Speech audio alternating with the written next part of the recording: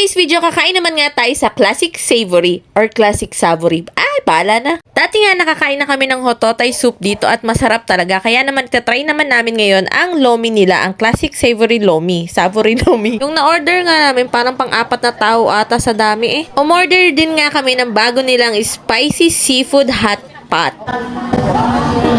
Presentation wise, napahanga na ako agad. Kaya nga lang, may hinahanap ako. Siyempre, hinahanap ko nga yung kanin kasi yun talaga yung habol ko kumain ng kanin. So, akala nga namin, no, order ulit kami ng kanin. Yun naman pala, nandun na pala sa ilalim yung kanin niya. Kasama na nga siya. Parehas nga ang lomi nila medyo may pagkamatamis at yung na-order namin na spicy seafood may pagkamatamis din. Kaya medyo sa dulo na, nung naparami na kami ng kain, na umay na kami. Pero masarap siyang. Pero kung i-compare yung hototay soup sa lomi, mas masarap pa rin yung hototay. At syempre, para malaman nyo kung masarap nga sa panlasa ninyo ang lomi at yung bago nilang mga menu, pwede nyo na nga i-try yan sa Classic Savory. Hindi po to savory. Hindi to endorse ha. Wala lang. Yun lang naman.